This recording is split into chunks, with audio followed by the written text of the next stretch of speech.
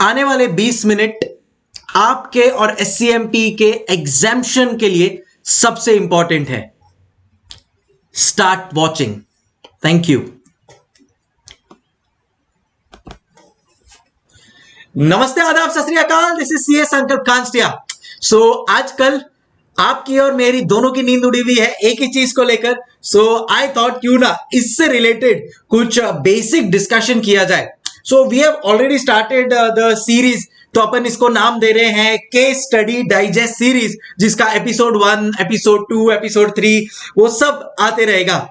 But I thought के अपन question and answers को स्टार्ट करें सॉल्व करना, उसके पहले क्यों ना एक अंडरस्टैंडिंग ले ले कि ये जो 49 क्वेश्चंस जो आईसीएआई ने रिसेंटली अपने डाइजेस्ट में इंट्रोड्यूस किए हैं, कौन से चैप्टर के हैं एंड दूसरा क्या कॉन्सेप्ट है। ठीक है ना। तो से फॉर एग्जांपल अगर मेरे को देखना हो, यहां पे जैसा आप देख सकते हो कि यहां पे केस स्टडी 2 आपको दिख रहा है, तो मैंने यहां पे ना मेंशन कर दिया है कि भाई ऑलरेडी देयर है। अगर जैसे केस स्टडी 1 आप यहां पे देखते हो तो it is already there asked in November 20, right. So वो आपको पता चल गया। सेकंड क्वेश्चन है वो टोटली न्यू है, वो है chapter number 8 performance measurement and evaluation का, एंड कॉन्सेप्ट कौन सा है, बिल्डिंग ब्लॉक मॉडल। सो इससे आपको आइडिया आ जाएगा कि भाई ठीक है, ये चैप्टर है एंड ये कॉन्सेप्ट के ऊपर नए नए क्वेश्चंस इंस्टीट्यूट इंट्रोड्यूस कर रही है। आने वाले 15 से 20 मिनट में मैं आप लोग के साथ मेजरली डिस्कस करने वाला हूं कि क्या एक्सपेक्टेशंस है आईसीएआई के इन टर्म्स ऑफ एससीएमपीई। ठीक है। सो ध्यान से देखना ये वीडियो को, because it is going to be very important.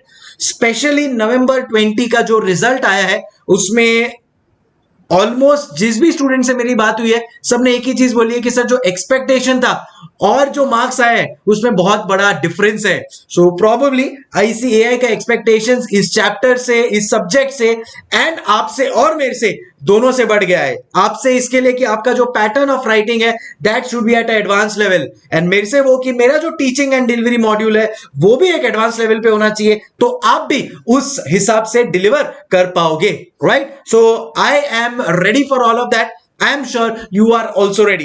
तो इसको मैं डिटेल में आप लोग के साथ डिस्कस करूं, उसके पहले मैं चाहता हूं कि क्यों ना ये आईसीएआई एक्सपेक्टेशंस का जो पैटर्न है उसको प्रॉपरली समझ लिया जाए, जिसके लिए मैंने कुछ एक 9-10 पॉइंट्स का मेरे को जो पर्सनली लगता है वो बनाया है, एंड उसको फटाफट एक 10 मिनट्स में अपन डिस्कस कर लेते हैं इन डिटेल, सो दैट आने वाले टाइम पे जब आप कॉस्टिंग पढ़ रहे हो so you know what to focus on and what not to focus on, right. तो 3 पार्ट में आईसीएआई ने केस स्टडी डाइजेस्ट को डिवाइड किया है, एंड यही 3 पार्ट में आईसीएआई डिवाइड करेगा अपने पेपर को। इसका जो ये केस स्टडी डाइजेस्ट इंस्टीट्यूट ने बना के दिया है ना, ये बहुत कुछ कहना चाहता है। ये कहना चाहता है आपको कि पेपर का पैटर्न कैसा रहने वाला है। तो this is how your paper pattern is going to be divided from here on. अगर आपने जैन 21 का ऑप्ट आउट पेपर देखा था तो यही लाइंस के ऊपर इंस्टीट्यूट अब आगे बढ़ रहा है। So what it is going to be practical, मतलब skill based. Second is going to be case scenario and third is going to be case studies oriented. ये जो प्रैक्टिकल ओरिएंटेड क्वेश्चन है ना, ये अब से स्किल बेस्ड होगा। मतलब यस, इसके अंदर 2 पार्ट का कॉम्बिनेशन होगा, एक न्यूमेरिकल, सो डेफिनेटली एक न्यूमेरिकल क्वेश्चन होगा, बट वो न्यूमेरिकल को आपसे एक्सपेक्टेशन होगा कि ये न्यूमेरिकल से आप सीखे क्या। भाई आप एज अ चार्टर्ड अकाउंटेंट जब आपके पास कोई क्लाइंट आएगा तो वो क्लाइंट को आप न्यूमेरिकली फाइनेंशियली बता तो दोगे कि भाई ये बेटर है या ये, बट उसके साथ साथ उसकी एक्सपेक्टेशन होगी कि नॉन फाइनेंशियल एस्पेक्ट्स के ऊपर भी आप उतना ही फोकस करो। सो याद रखना, आपके ऊपर अगर क्वेश्चन आया जस्ट इन टाइम का, तो जस्ट इन टाइम का न्यूमेरिकल क्वेश्चन तो आएगा ही, साथ में वो आपको ये भी पूछेगा कि भाई why just in time is better than other positive other scenarios. So that is where अपने को दोनों का कॉम्बिनेशन पता होना चाहिए। या फिर आपको हो सकता है कि वो न्यूमेरिकल क्वेश्चन पूछे स्टैंडर्ड कॉस्टिंग का, but at the same time आपको वो पूछेगा कि भाई ये जो वैरायंसेस आए स्टैंडर्ड कॉस्टिंग के आपने समझा तो दिए, मतलब आपके न्यूमेरिकली आंसर तो आ गया, but what is the logic behind each one of them. तो क्या ये वैरायंस से फायदा क्या होने वाला है कंपनी को। भाई आपने वैरायंस कैलकुलेट करके तो दिखा दिया, ओल्ड सिलेबस का कॉस्टिंग वैरायंस कैलकुलेट करके बोलता था बस रुक जाओ, समझ गया, हमको वरायंस कैलकुलेट करके आ गया। न्यू सिलेबस का एक्सपेक्टेशन है ये वरायंस से क्या इंपैक्ट होगा कंपनी को, एंड कंपनी को क्या इंप्रूवमेंट करना चाहिए, आपको एज अ मैनेजमेंट अकाउंटेंट समझाना है। सो एक्सपेक्टेशन क्या इंस्टीट्यूट का, आप चार्टर्ड अकाउंटेंट नहीं, एक मैनेजमेंट अकाउंटेंट हो, और मैनेजमेंट अकाउंटेंट कभी भी है ना ओवरऑल एनालिसिस करके देता है। मैंने खुद ने 4 साल एक मल्टीनेशनल कंपनी में काम किया है, एंड वहां पे मैंने यही चीज सीखी है। मैं खुद असेट मैनेजमेंट डिवीजन में काम कर चुका हूं, वहां पे क्लाइंट्स की एक्सपेक्टेशन जो होती थी, अब ICAI आपसे वो एक्सपेक्ट कर रहा है। So it's going to be fun teaching you this subject from here on. Second है केस सिनारियो। केस सिनारियो में क्या होता है पता है क्या? केस सिनारियो में इंस्टीट्यूट का एक्सपेक्टेशन है कि आप इन डेप्थ एनालिसिस करो कोई एक पर्टिकुलर कॉन्सेप्ट का, in depth analysis of a particular concept। तो यहां पे आपको एक पर्टिकुलर कॉन्सेप्ट के ऊपर क्वेश्चन दिया जाएगा और इंस्टीट्यूट बोलेगा कि चल भाई इस पे हार्डकोर फोकस्ड अपने को चाहिए तेरा आंसर। तो लेट्स सी, जैसे अगर केस सिनारियोज है, जैसे आपको यहां पे दिख रहा है case scenario, performance measurement and evaluation, and यहां पे क्या लिखा है? Performance pyramid. तो परफॉर्मेंस पिरामिड को अपने को इन डिटेल एक्सप्लेनेशन देना पड़ेगा, एंड फिर उससे कनेक्ट करना पड़ेगा कि भाई क्या कंपनी को इंप्रूव करना चाहिए so that performance pyramid is implemented in the best manner possible.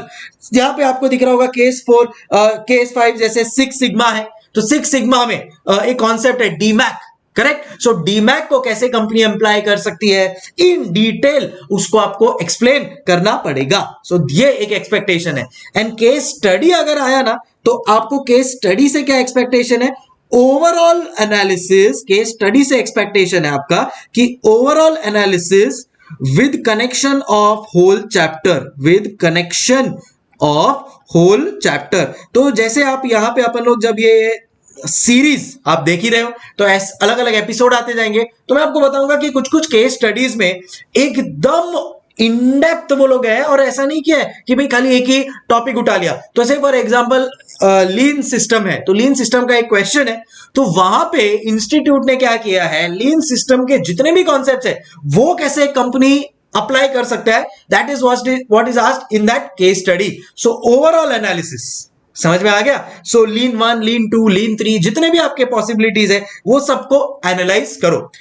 Case scenario, case studies on similar lines है। सो अपने को वो क्वेश्चन आएगा, फिर ही अपन जज कर पाएंगे अपने को कैसे उसको आंसर करना है based on what the examiner has asked. So I hope ये 3 का आपको ओवरऑल आइडिया समझ में आ गया होगा। अब मैंने जो कुछ पॉइंट्स बनाए हैं मैं वो आप लोग के साथ डिस्कस करना चाहता हूं, सो दैट आपका मोमेंटम सेट हो जाएगा अब जब आप ये सब्जेक्ट पढ़ने वाले हो, so that you can score the maximum marks. Sir scoring ही नहीं रहा अब तो कॉस्टिंग, ऐसा नहीं है।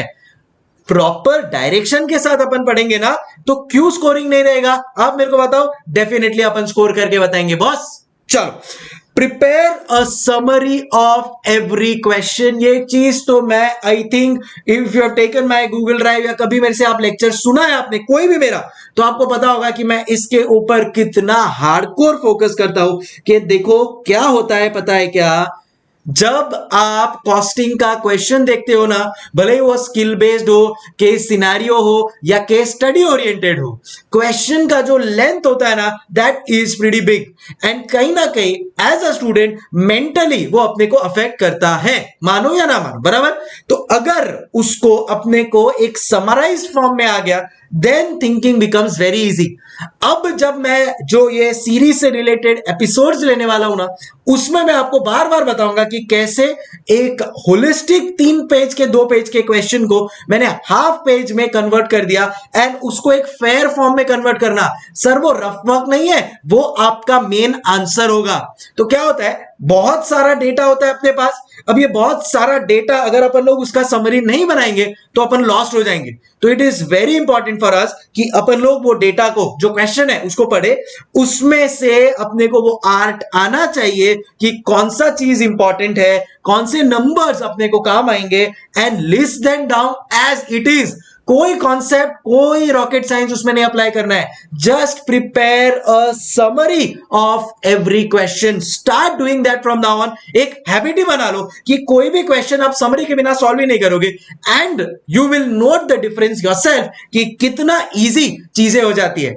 द कॉमन क्वेश्चन जो मैं लास्ट 10 साल से अगर कॉस्टिंग पढ़ा रहा हूं तो एक मैंने सुना है वो है कि सर हमको तो क्लिक ही नहीं होता कि कौन से चैप्टर से आया, सर हमको तो क्लिक ही नहीं होता है कि कॉस्टिंग का आंसर स्टार्ट कैसे करना है. तो क्लिक करने के लिए ही तो ये समरी बनाना है, और समरी में एज आई सेड कोई नई चीज नहीं डालनी है. जो क्वेश्चन बोल रहा है उसी को एज इट इज थोड़ा कंडेंस्ड, थोड़ा प्रिसाइज फॉर्म में we have to present so that it becomes easier for you to interpret the question, and then फिर बाद में धीरे धीरे धीरे automatically you will fall into the direction कि कैसे क्वेश्चन को सॉल्व करना है. तो क्या बोला सबसे important, summary of the question has to be prepare. भले ही वो छोटा सा क्वेश्चन हो, बड़ा क्वेश्चन हो, आदत ही डालो, put it in your DNA. ठीक है ना, ये अपने डीएनए में ही घुसा दो कि अपने को समरी बनाना ही है. और अब जब अपने को पता है कि case scenario, case study oriented question आने वाले, तो obviously the length of the question will be 1.5 page minimum. तो उतना जब आप स्टार्ट करते हो तो एंड का भूल जाओगे, एंड करोगे तो स्टार्ट का भूल जाओगे. तो ये चीज को ब्रिज कौन करेगा, समरी. तो सर समरी कैसे बनाना है, आप हमको सिखाओगे क्या? यस. अब ये जो केस स्टडी डाइजेस्ट के जो क्वेश्चंस है जो मैं अब यूट्यूब पे डालने वाला हूं उसमें मैं आपको वापस से बताऊंगा. एंड इन जनरल अगर आपने लिया हुआ है class, so you know how important this summary plays a role जब अपन लोग सम्स को सॉल्व करते हैं, राइट. सो आज से अपन को एक चीज क्लियर है कि समरी बनाना है. मैं ये कॉस्टिंग के लिए नहीं बोल रहा हूं, मैं तो बोलता हूं इसको एसएफएम, एफआर, डीटी, आईडीटी जहां आपको यूज करना है करो, and you will actually feel the difference. Trust me, a lot of students who actually applied it have told me very positive results for this. तो इसके लिए क्या बोला मैंने, अपने डीएनए में घुसा दो इसको. ठीक है, पहला पॉइंट क्लियर है. आगे बढ़ते हैं सेकेंड पॉइंट के ऊपर. Answer the question in step by step manner with proper working notes. सीधा क्वेश्चन देख के सहम मत जाओ, डर मत जाओ. स्टेप बाय स्टेप आपको सॉल्व करना पड़ेगा. जब आप 12th स्टैंडर्ड में थे ना तो आपको लगता था यार सीए फाइनल में कब पहुंचेंगे, कैसे होगा. किया ना आपने, कैसे किया, स्टेप बाय स्टेप. पहले सीपीटी, बस वो सीपीटी के ऊपर फोकस किया. फिर आईपीसीसी आया, ग्रुप 1, ग्रुप 2, इंडिविजुअली मेहनत किया, क्लियर करके आप सीए फाइनल तक पहुंचे हो. सो अपन एज अ ह्यूमन बीइंग अपना मेंटालिटी क्या बोलता है कि चीजें अगर स्मॉल स्मॉल स्मॉल लेवल पे होगी ना अपने से मैनेज हो जाएगी, सीधा एक साथ नहीं हो पाएगा. ठीक है, एक सबसे बेस्ट एग्जांपल बोलता हूं मैं. अगर आप क्रिकेट देखते हो तो अगर आपको 400 रन चेस करना हो, जैसे अभी इंडिया ने ऑस्ट्रेलिया को गैबा में, ब्रिस्बेन में हराया ना, तो उनको भी इतना 350 प्लस रन चेस करना था, वो भी 5th डे विकेट पर. अब 350 अगर कोई सोचेगा, वो भी ऑस्ट्रेलिया में with such a good attack, तो नहीं मार पाएगा. तो उन्होंने क्या किया, डिवाइड किया सेशन बाय सेशन. उनको पता था कि भाई चलो 4 सेशन होते हैं तो वो अपने को सेशन बाय सेशन टैकल करना है. सेशन में भी 20 ओवर्स रहते हैं तो वो 20 ओवर्स के ऊपर फोकस करना है. उसको भी सब डिवाइड किया. Let's play over by over, 6 balls at a time. That's how the strategy should be. So question भी इतना बड़ा है, अरे सर कैसे सॉल्व करेंगे, नहीं कर पाओगे. वो पूरा सोचोगे तो नहीं कर पाओगे. How will we do strategy, step by step. अभी जैसे अपना एपिसोड है, इतने सारे सम्स है, 49 नए क्वेश्चंस आए, 40 क्वेश्चंस कुछ नए हैं, 8-9 क्वेश्चंस कुछ ऑलरेडी इंस्टीट्यूट के मॉड्यूल के. तो अब सीधा वो 49-50 का ऐसा नंबर सोचोगे तो लगेगा अरे यार कितना ज्यादा है. बट इसको दो सम करके एवरी डे 1.5 आवर अपन दे रहे हैं. I think thing should work out. 20 days में आपको पता भी नहीं चलेगा, कंप्लीट भी हो जाएगा. एट द सेम टाइम आपका माइंड भी और डेवलप हो जाएगा, right. That's how answers are to be solved in SCMP costing, because sums का लेंथ बड़ा है तो अपने को उससे नहीं अफेक्ट होना है. We will take it step by step and we will solve it. And अगर आप क्वेश्चंस का देखोगे ना तो इंस्टीट्यूट भी यही चाहता है. इंस्टीट्यूट का रिक्वायरमेंट देखोगे ना, मेजॉरिटी ऑफ द क्वेश्चन में वो आपको क्वेश्चन को 3-4 सब पार्ट में डिवाइड करता है. तो ऑब्वियसली वो 3-4 सब पार्ट में डिवाइड करेगा. प्लस इंस्टीट्यूट ने क्लियरली बोला है that we will give stepwise marking. बराबर है, आर्टिकल 39(4) में भी लिखा है और इंस्टीट्यूट ने इस चीज को एडमिट भी किया है. We will give stepwise marking, और देता ही है इंस्टीट्यूट स्टेप वाइज मार्किंग. बहुत सालों से ये चीज तो मुझे पता है. बराबर, तो अगर स्टेप वाइज मार्किंग मिल रहा है तो let's tackle it step by step. Now यार काय के लिए सीधा 20 मार्क देख के बैकफुट पे आ जाओ. No, 20 mark divided into 4 parts, 5 marks, 5 marks also divided into 4-5 parts, एक मार्क के ऊपर अपन फोकस करके लेके जाएंगे और आगे बढ़ते जाएंगे। समझ में आ गया? So second point, answer the question in step by step manner with proper working notes. Third, अब आपके दिमाग में आ रहा होगा सर ये लिखने दो, अरे लिख लेना भाव, मैं तुमको इसका पीडीएफ भी शेयर कर दूंगा, not to worry, let me focus first. चलो third part, understand the requirement of the question. ऐसा नहीं होना चाहिए जाना था जापान पहुंच गए चीन, समझ गए ना, ना ना ना ना ना। So understand the requirement of the question. So जब आप क्वेश्चन को रीड कर रहे हो ना, तो रिक्वायरमेंट को साइमल्टेनियसली कनेक्ट करते रहो। तो समरी आप बना रहे हो, समरी के बाद रिक्वायरमेंट आएगा, कनेक्ट कर लो कि भाई मेरा ये समरी 3 पार्ट में बन गया है, अब उसमें से कौन से पार्ट का रिक्वायरमेंट किसके साथ मैच होगा, आपको वो रिक्वायरमेंट पढ़ना है। तो इसके लिए जब भी आप क्वेश्चन को पढ़ो, रिक्वायर्ड पार्ट को पढ़ लो साथ में and then connect and see the difference. ठीक है? So third is understand the requirement part of the question. कई बार अपन क्वेश्चन में इतना गुम हो जाते हैं कि भूल जाते हैं कि अरे रिक्वायरमेंट क्या था। ऐसा नहीं होना चाहिए, राइट? चलो next is fourth part, cover all the theory from module और ऑप्टिमाइज। सो अगर आपके पास मॉड्यूल है तो प्लीज कोई भी पार्ट मत छोड़ना। मैं जब इनिशियली आया था तो मुझे लगता था यार ये 1-2-3 चैप्टर का थियोरी तो है ना काम का नहीं है। जैसे चैप्टर 11 के लिए मैं थोड़ा रिलक्टेंट था। आई ऑलवेज थॉट कि यार ठीक है बजटरी कंट्रोल है चलेगा, थोड़ा बहुत इसको इग्नोर भी किया। तो do not do that mistake, every theory has to be done properly. अब उसका मैं सबका वापस से एक रिवीजन वीडियोस बनाऊंगा जो आपके लिए हेल्पफुल हो जाएगा। ओके, तो छोड़ेंगे नहीं, मेहनत करेंगे, मेहनत को बढ़ाएंगे, shortcut not allowed at all. Okay चलो, so you have to do every theory that is there from the module, या जिसके पास अगर आपके पास ऑप्टिमाइज्ड है सो आप वहां से भी कर सकते हो and you will be through. समझ गए इधर तक? आगे बढ़ते हैं। Now the most important question, sir क्या क्या पढ़े तो इनफ रहेगा?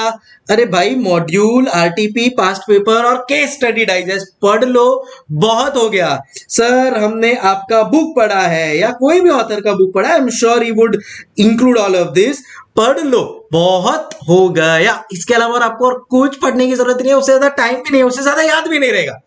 So let's keep it simple silly. ठीक है, देखो काइजेन कॉस्टिंग को अपने लाइफ में यूज करना चालू करो। थोड़ा थोड़ा थोड़ा थोड़ा थोड़ा वैल्यू एडिशन है ना, रोज डालते जाओ। थोड़ा थोड़ा थोड़ा थोड़ा नेगेटिविटी या जो चीज पे आप अच्छे नहीं हो उसको रिमूव करते जाओ and see eventually over a process of time big results will come, definitely it will come. ठीक है, सो क्या करना है अपने को, कवरेज वाइज जितना इंस्टीट्यूट दे रहा है बहुत हो गया, उतना बराबर से समझ लो और कर लो, इज मोर देन सफिशिएंट। नवंबर 20 वाले बोलेंगे सर हमने तो वही सब किया था सर फिर भी हम लोग को कम मार्क्स मिला, कोई बात नहीं और इंप्रूव करो, होगा ना स्कोप ऑफ इंप्रूवमेंट, बराबर है कि नहीं? यही तो अपन ने सीखा है जापानीज कॉन्सेप्ट से, there is always a scope for improvement. Let's take it in that positive manner and let's do it step by step. समझ गए? आगे start expecting new questions all together. See अपनी आदत क्या है, सर पीएम कर लिया तो बहुत हो गया ना, या इंस्टीट्यूट का कर लिया तो बहुत हो गया ना। यस, लॉजिकली यस, बट अब you know at CA final level जब अपन एक्सपेक्ट कर रहे हैं कि सीए का जो डिग्री है उसको इंटरनेशनल रिकॉग्निशन मिले और हम as a chartered accountant internationally recognised हो, और फिर एक्सपेक्ट करना कि इंस्टीट्यूट के जो बुक में वही पूछ लो, ये तो गलत है ना यार। समझ रहे हो तुम लोग? सो आपको इंटरनेशनली रिकॉग्नाइज होना है तो इंटरनेशनल पैटर्न पे भी आना पड़ेगा ना। तो कोई भी इंटरनेशनल पैटर्न देख लो, वो आपको कभी सेम क्वेश्चन उनके बुक से नहीं देखता है, कभी नहीं। B it your CFA exams, B it your CIMA, B it your ACCA, ask any experience person. क्यों बोल रहा हूं मैं? क्योंकि मैंने, जैसा मैंने कहा, मल्टीनेशनल कंपनी में काम किया, मैंने इन सब लोगों के साथ कम्युनिकेट किया है। I always wanted to be in the education sector. तो यहां पे जब मैं जेपी मॉर्गन में था तो मैं CFAs थे, CIMAs थे, उनसे बात करते रहता था एंड तब इनसे यही सुनने को मिलता था that everything is concept oriented, कभी सेम क्वेश्चन रिपीट होता ही नहीं है। So let's be ready for it and फिर उसको मैनेज भी करेंगे। तो एकदम नया क्वेश्चन आ जाएगा तो अपना आदत क्या होता है, मेरा भी फ्रैंकली मैंने भी सीए का एग्जाम दिया है तो मेरा भी एक्सपेक्टेशन होता था बस मैंने तो है ना PMVM पास्ट पेपर बहुत बराबर से कर लिया, हो गया। अब कोई भी एकदम अतरंगी पेपर आ गया तो अरे यार इंस्टीट्यूट को तो पास ही नहीं करना है, इंस्टीट्यूट ऐसा पेपर कैसे निकाल सकता है, खुद के मॉड्यूल में से ही नहीं पूछा। तो अपना थॉट प्रोसेस ही वैसा हो गया, मेरा भी including as I said, but let's shift that and let's be open minded. अगर ग्लोबल रिकॉग्निशन चाहिए अपने को तो डेफिनेटली चाहिए, so let's work for it, right? चलो, next is point number 7, understand the base concept and reason for any model. कोई भी model हवा से नहीं गिरता है, रिक्वायरमेंट बनता है उसका, फिर ही आता है ना। मैं एक एग्जांपल लेता हूं बैलेंस स्कोर कार्ड का। तो बैलेंस स्कोर कार्ड क्या बोलता है कि फाइनेंशियल नॉन फाइनेंशियल दोनों को बैलेंस करो, financial perspective, customer perspective, learning and growth, innovation सब लेकर आना चाहिए, इंटरनल बिजनेस ऑपरेशंस भी आपका स्ट्रांग होना चाहिए। ये सबको कंबाइन करोगे तब आपका बिजनेस आज की तारीख में सर्वाइव करके आप ग्रो कर पाओगे। Why is Amazon the best company in today's arena? क्योंकि Amazon ने कस्टमर पर्सपेक्टिव को फुल फोकस किया, learning and growth which is new research and development, technologically Amazon is way advance. समझ रहे हो? इसके लिए आज उसका ऑपरेशंस 1 डे डिलीवरी करके दिखाया उसने। कहीं भी आप दुनिया के कोने में हो 1 डे डिलीवरी करके दिखाएंगे। वो क्या है? इंटरनल बिजनेस पर्सपेक्टिव है उसका। तो ये 3 कंबाइन किया एंड फाइनेंशियली आज की तारीख में वर्ल्ड्स मोस्ट वैल्यूड कंपनी में से एक है। समझ रहे हो तुम लोग? So all of that is practically applied. Amazon ने, जेफ बेजोस ने अप्लाई किया उसको, ये 4 बैलेंस स्कोर कार्ड को, तब जाके आज it is the most valued company. So is the case with Apple. कितना ह्यूज अमाउंट एप्पल इन्वेस्ट करता है खाली रिसर्च एंड डेवलपमेंट के ऊपर, लर्निंग एंड ग्रोथ के ऊपर। क्यों? क्योंकि उसको पता है कितना इंपॉर्टेंट है वो, right? So understand the base concept and reason for any model. मैं क्यों बोल रहा हूं ये चीज पता है? बिकॉज अगर आप रीजन कि क्यों आया, क्या उसका रीजनिंग है एंड इससे क्या फायदा होगा, एक बार आपको ये चीज समझ गई ना, फिर लर्न करने की जरूरत नहीं पड़ेगी, it will automatically come to you. समझ रहे हो? सो अब बैलेंस स्कोर कार्ड और Amazon या बैलेंस स्कोर कार्ड और एप्पल को जब लिंक करोगे ना, कभी जिंदगी में नहीं भूल पाओगे कि बैलेंस स्कोर कार्ड का कॉन्सेप्ट क्या है। समझ रहे हो? So it is very important कि आप जब कोई मॉडल को समझे तो ट्राई करो उसको लाइव प्रैक्टिकल एग्जांपल से कनेक्ट करवाने का। सर आप जब ये समझा रहे हो ना एपिसोड्स, तब आप प्लीज इस चीज का ध्यान रखना। ओके, मैं भी ध्यान रखूंगा और मैं भी आपको कनेक्ट करवाते जाऊंगा कि भाई ये मॉडल क्यों आया एंड ये मॉडल का लाइव प्रैक्टिकल एग्जांपल कौन है, इंडिया में भी या ग्लोबली भी। बराबर है? Okay, so that is for easy remembering.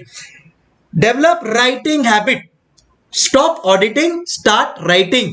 मेरे पास कम से कम बहुत सारे स्टूडेंट्स के, मतलब नंबर्स नहीं है मेरे पास, बट इतने सारे स्टूडेंट्स का मेरे पास नवंबर 20 के पेपर आए जो बोल रहे हैं कि सर प्लीज हमारा पेपर इवेल्युएट करके बताओ और बताओ हम क्या करें। और मेरा एक ही आंसर है, ये point number 8, start writing habit. कितने पेपर्स आप लिख रहे हो, पेपर्स कितनी अच्छी तरह से इवेल्युएट हो रहे हैं आपके, मेन पेपर नहीं, इंस्टीट्यूट का मेन पेपर देने के पहले आपने SCMP के कितने पेपर लिखे?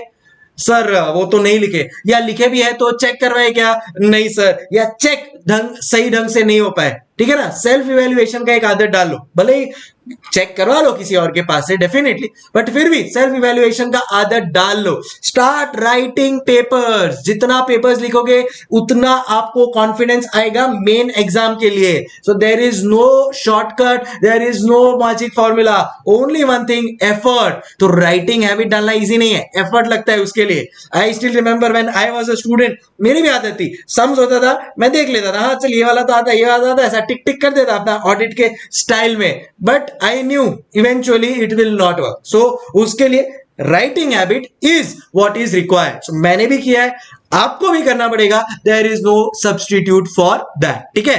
And most important question जो स्टूडेंट्स का होता है, sir how to answer case studies or case scenarios. So here is a 5-pointer. Follow करो इसको।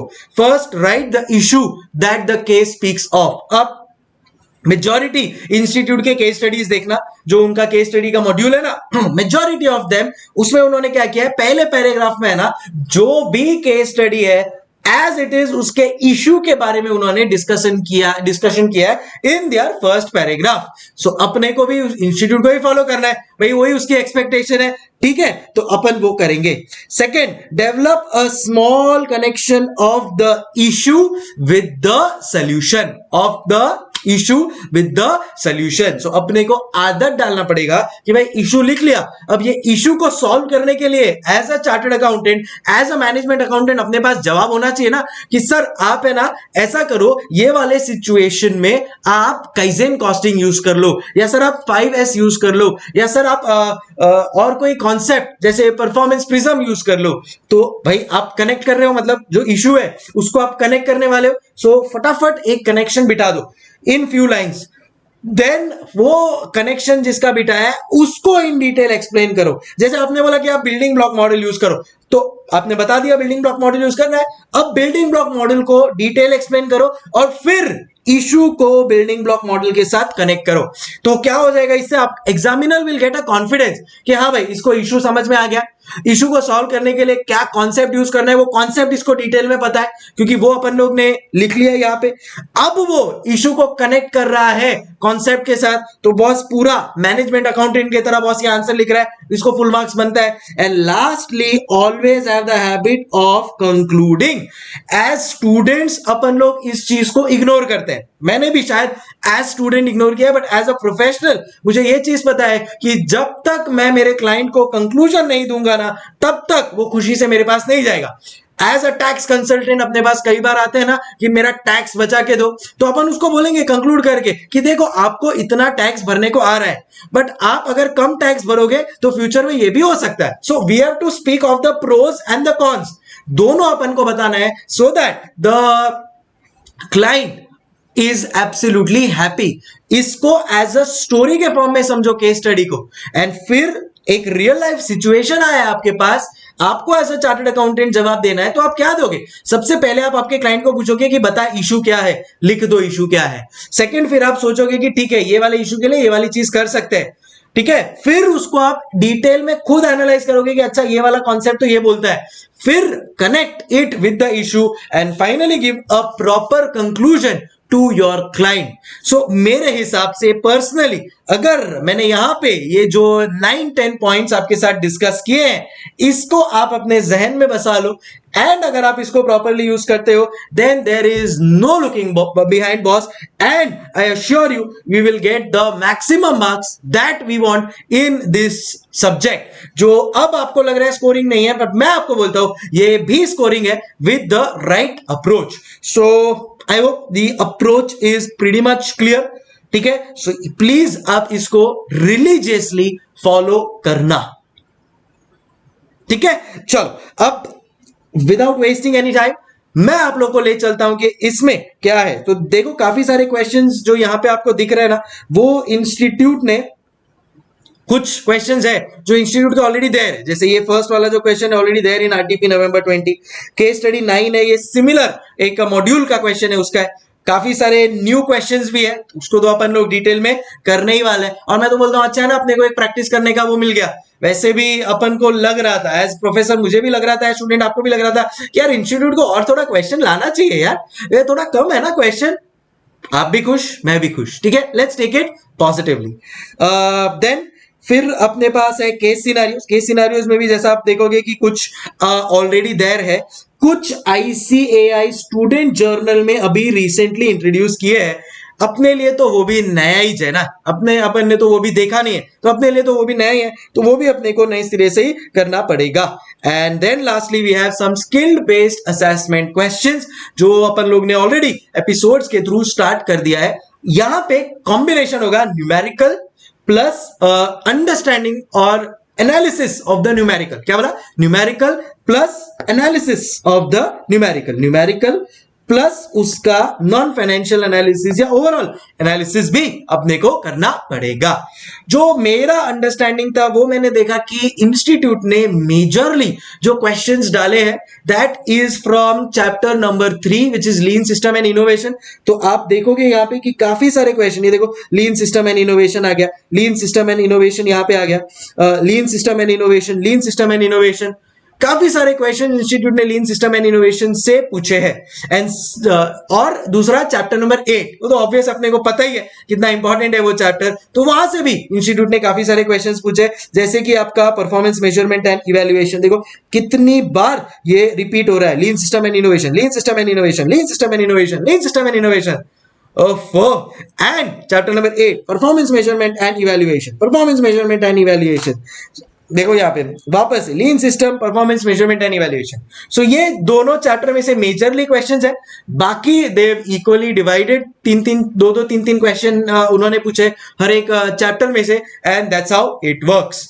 सो आई होप ये सेशन आप लोग के लिए हेल्पफुल रहा होगा। ठीक है, I will come up now with understanding part, मुझे एक्सप्लेन करना ही है आप लोगों को ये सब। सो मिलते रहेंगे अपन इस जर्नी में। ठीक है, okay, if you like the session, do share it with your friends, क्या बोलते हैं, comment, like and subscribe.